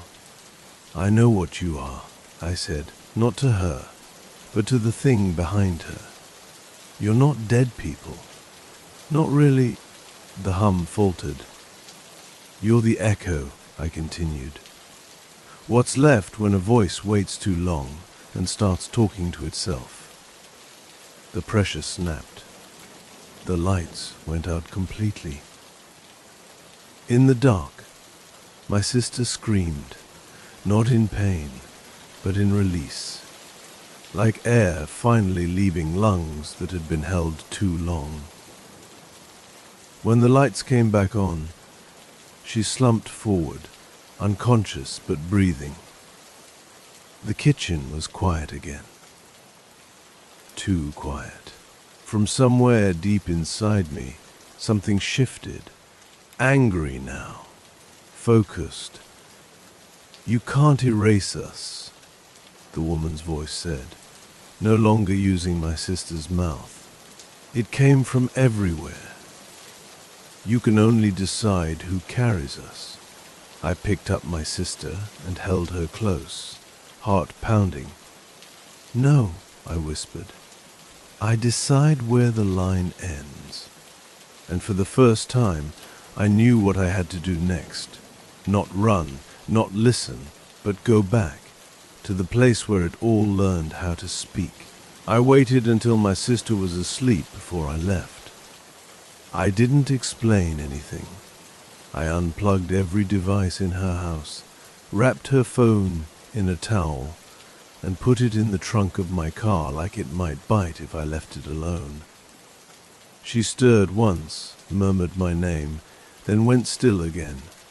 Human stillness. Safe stillness. The drive back felt heavier than the night I'd tried to escape. Every mile closer to the city tightened the pressure behind my eyes. Not pain, alignment, like I was tuning myself back to a frequency I'd sworn off. Streetlights flickered as I passed. Radios in other cars hissed, then fell silent. They knew where I was going. The old dispatch building had been sold years ago, renovated on paper, forgotten in practice. When I pulled up, the windows were dark, but the entrance light glowed red, steady and unmistakable. I didn't hesitate. The door was unlocked. Inside, the air smelled the same. Dust, stale coffee, ozone. My footsteps echoed too loudly, like the building was empty in a way that wasn't natural. The dispatch floor was gone. In its place was a single room. A desk, a chair, a radio, no wires, no power, just waiting. The pressure in my ears disappeared the moment I stepped inside. Silence, complete and absolute, settled around me like a held breath, finally released. Then the radio clicked, not static, not feedback, a clean connection. "You came back," the woman said. No triumph, no anger, just certainty. "I didn't come to listen," I replied. "I came to end it." A pause, longer than any before. "That isn't something you get to do alone," she said. The chair slid back from the desk, inviting. Behind me, the door closed. And this time, I didn't check the lock, because I finally understood.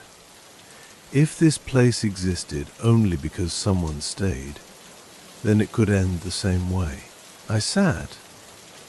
The moment I did, The room changed, not violently, not like before. It settled, like machinery finally aligning after years of grinding itself apart. The radio warmed under my hands, not hot, not cold, alive. The woman's presence spread through the room again, not as a voice at first, but as awareness. I could feel the scale of it now, threads stretching outward, thin and countless, brushing against people everywhere. Every unfinished goodbye, every unheard last word, a web made of waiting. "You think this ends by hanging up," she said gently. But no one ever called to be disconnected. "I know," I replied. "They called to be answered." The radio hummed, uncertain. I leaned forward. "This place didn't start evil," I continued. "It started because someone stayed too long. Let the waiting turn into a habit, then into a need." The room flickered, not with lights, but with memories. Dispatches before me, different faces, different eras, all sitting where I sat now, all thinking they were helping by never letting go. "You gave them relief," the woman said. "You gave them a voice, and you took everything else," I said. "You replaced living listeners with echoes." Silence pressed in. For the first time, I felt something like resistance weaken. Not rage, not fear, doubt. "What are you proposing?" she asked. I closed my eyes. I let myself hear everything at once. Not the panic, not the screams, the endings. The final moments where voices softened, where people accepted what was happening, where all they wanted was for someone to stay until it was over. "I'll listen," I said, "but only until they're finished. No loops, no waiting rooms, no teaching others how to hear." The radio trembled. "That would end us," she said quietly. "Yes." A long pause. Then, something I hadn't expected, relief. "We were never meant to last," the woman admitted. "We were meant to pass through." The room began to thin again, edges blurring like fog burning off in sunlight. The threads I felt earlier loosened, one by one, releasing gently instead of snapping. The radio grew lighter in my hands. One last voice came through, not urgent, not afraid. "Thank you for staying," it said. I smiled, tears slipping down my face. Then the radio went silent, completely, and this time, nothing waited on the other end. The silence stayed, not the tense kind that waits for a sound to break it. This was different, finished, whole, the kind of quiet that exists after something has finally said everything it needed to say. The radio in front of me was just plastic and metal now, cold, dead. When I lifted my hands, it didn't follow. It didn't resist. It didn't remember me.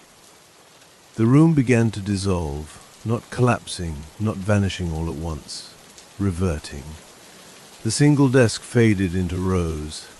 The walls stretched back into familiar hallways. Fluorescent lights flickered on, buzzing like they always had. I was standing in the old dispatch center again, empty, dusty. Sunlight leaked through cracked blinds, painting long, harmless lines across the floor. No pressure in my ears, no hum beneath the air. Just a building that had forgotten how to listen. The front door opened without a sound. Outside, the city was waking up. Cars passed. Someone laughed. A dog barked at nothing important. Life, loud and careless and beautiful. I walked out and didn't feel anything pull me back. Weeks passed, then months. The strange moments stopped. The half-second warnings, the pre-called breaths, the sense of attention brushing against my thoughts.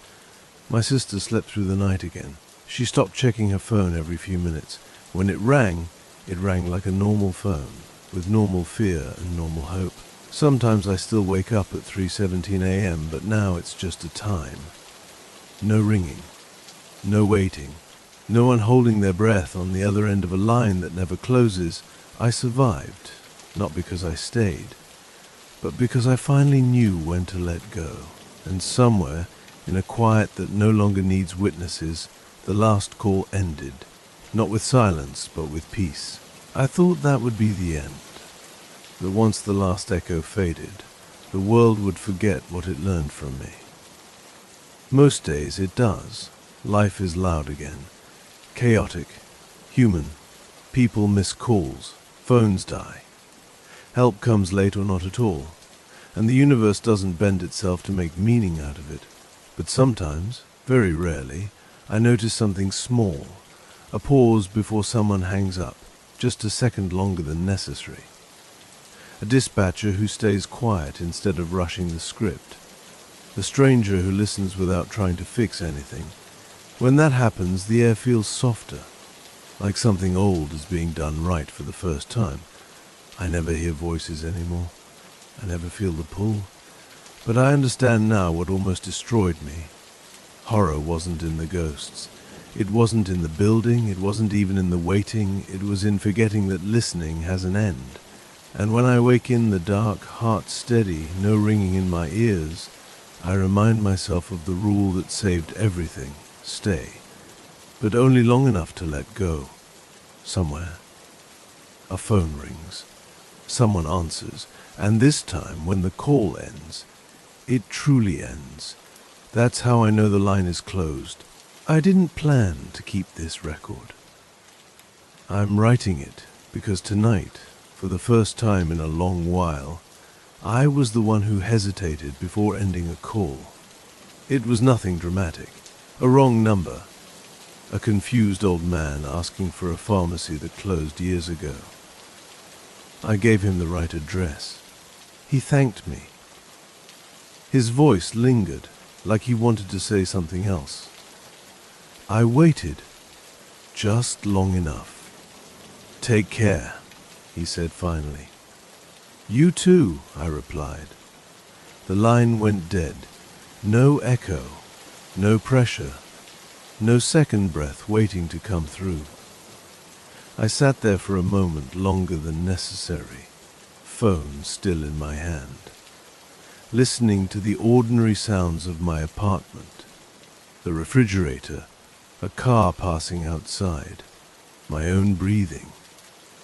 That's when I understood the last lesson the system never learned. Being heard isn't about staying forever. It's about knowing when the other person is ready to stop speaking. I put the phone down. The night stayed quiet, and for the first time since all of this began, the quiet didn't feel like something unfinished. It felt complete. Story 3. The road had been empty for longer than he realized. At first he thought nothing of it. Long drives often came with quiet stretches, especially this far from cities. But as the miles passed, the absence of other vehicles began to feel deliberate, as though the land itself had decided that no one else needed to be here. The sun was already sinking when the pavement narrowed. The smooth, black surface broke into patched asphalt, then into something rougher, older. Faded lines clung weakly to the road, barely visible beneath dust and sand carried endlessly by the wind. He slowed without meaning to. On both sides, the land stretched wide and open, low brush, scattered rock, distant mesas rising like dark shapes against the glowing sky. There were no fences, no streetlights, no signs welcoming or warning, just space, vast and quiet. The radio crackled once, then fell silent. He adjusted the dial, but every station faded into static. Eventually, even the static disappeared, leaving only a dull hiss. He turned it off. Somehow the silence felt louder with the engine running. His phone sat on the passenger seat, screen dark. When he checked it, there was no signal, not even a flicker. He frowned, then set it face down, telling himself it would return once he reached the next town. The engine light came on moments later, a soft glow at first, easy to ignore. He told himself the car had done this before. Nothing serious, just a warning that would go away on its own. Still, his grip on the steering wheel tightened. The sky deepened from orange to red, then to something darker. Shadows stretched across the road, lengthening until they met in the center, swallowing the pavement ahead. When the engine shuddered, he felt it through the seat before he heard it once. Then again, he eased the car to the side of the road just as the engine died. The sudden quiet was startling. He sat there for a moment, hands resting uselessly on the wheel, listening to the ticking sound of cooling metal. Outside, the wind moved slowly through the grass, brushing against the car like a passing thought. When he stepped out, the air felt colder than expected, dry, sharp, carrying the scent of dust and sage. The road behind him curved out of sight. Ahead, it vanished into darkness. There was no immediate sense of danger, only isolation, deep and complete. He checked under the hood out of habit, even though he knew it wouldn't help. Everything looked normal, too normal. That was when he noticed the structure. It sat a short distance from the road, low and rounded, almost blending into the land itself. From afar, it might have been mistaken for a natural rise in the ground, but as his eyes adjusted, the shape became clearer, old, quiet. Waiting, he hesitated. Something about approaching it felt like crossing an unmarked boundary. Still, night was coming fast, and the temperature was already dropping. With no signal and no passing cars, staying near shelter felt like the safer choice. Each step toward it felt heavier than the last. The structure revealed itself slowly. Earthen walls darkened by age, wood bleached pale by years of sun and wind. The doorway was partially collapsed, but open enough to enter. There were no footprints around it, no signs of recent use. Inside, the air was warmer, not comfortable, just contained. The walls seemed to hold heat in a way that didn't match the cooling night outside. He set his bag down and sat near the back, letting his eyes adjust to the dim interior. The silence followed him in. At first it was simply quiet. Then it became something else, the kind of silence that presses inward, that makes you aware of your own breathing, your own heartbeat. Outside, the wind shifted. It didn't pass by the structure. It moved around it. He listened, telling himself it was nothing more than air following the land's shape. Still, the feeling crept in slowly, settling deep in his chest. He was not alone. Not in the way he had expected, perhaps, but not alone.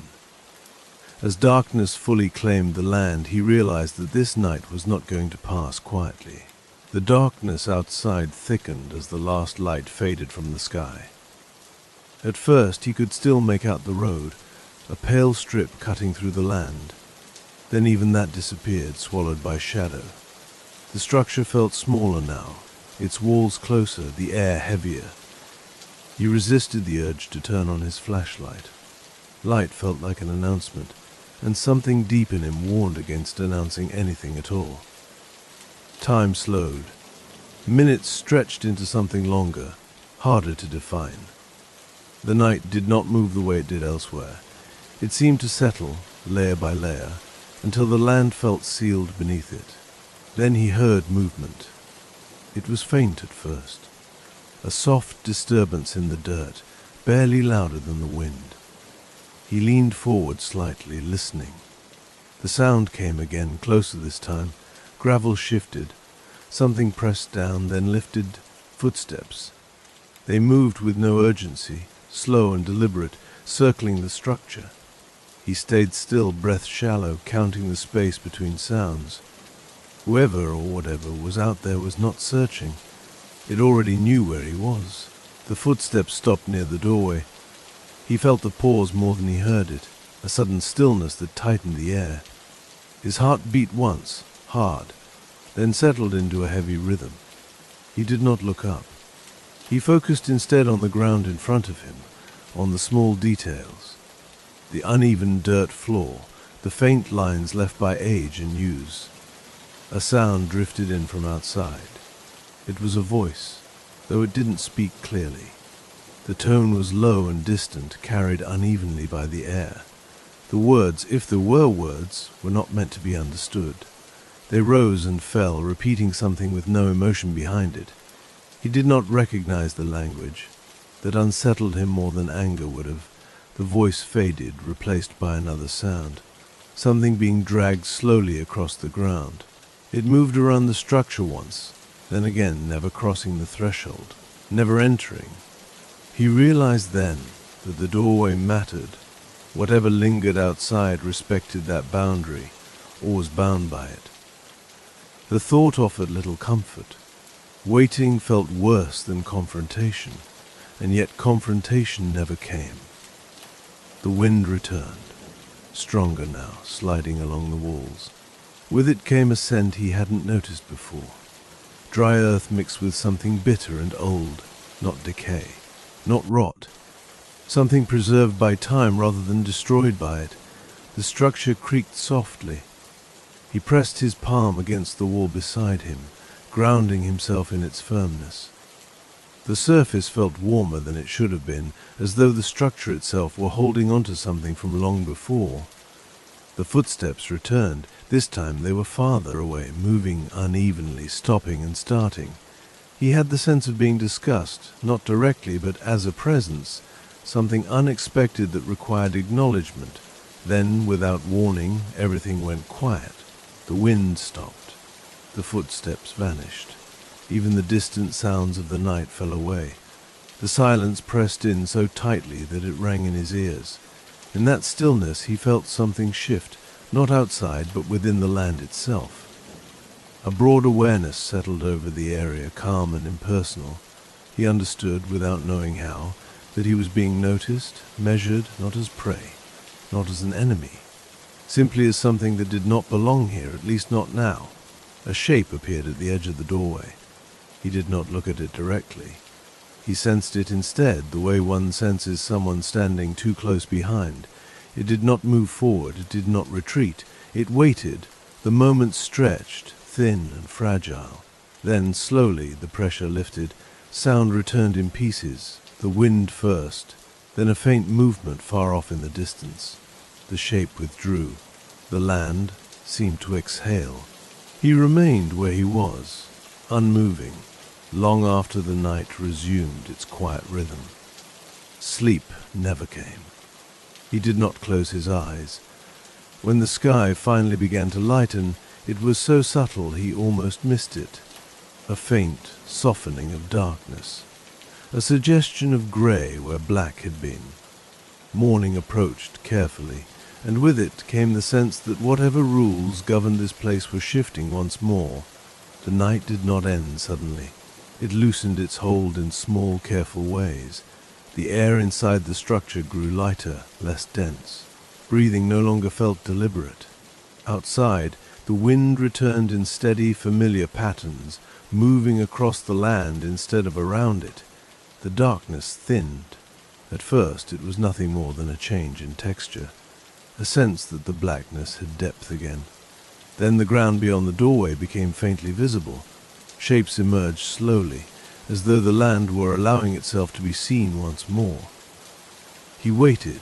There was no urgency now, but there was caution. He had learned enough to understand that leaving too early might matter. Some places demanded patience, not courage. When the sky finally shifted to a muted grey, he stood. His body felt heavy, stiff from hours of stillness. He moved quietly, careful not to disturb the space. Stepping outside, he half expected resistance, some response from the land, but there was none. Morning was calm. Cool air brushed against his face, carrying only dust and sage. The structure behind him looked smaller in daylight, its age obvious now. It was empty, harmless, just wood and earth, shaped by human hands long ago. There were no marks on the ground, no footprints, no tracks, no sign that anything had circled the structure through the night. The road stretched on in both directions, unchanged. When he reached the car, he paused before opening the door. The engine light was no longer on. He turned the key slowly, listening. The engine started without hesitation, smooth and quiet. He did not question it. As he drove away, the sun climbed higher, pulling warmth across the land. Shadows retreated into stone and brush. With every mile, the night felt more distant, less tangible, yet it did not fade completely. He carried with him the understanding that some places do not reveal themselves through fear or violence. They observe, they wait, and sometimes they decide. The land had noticed him, and it had allowed him to leave. That knowledge stayed with him long after the road returned to normal, long after the world filled again with sound and movement. He never returned to that stretch of land, never spoke of it in detail. Some stories, he learned, are not meant to be shared freely. They belong to the night, and to the land that remembers.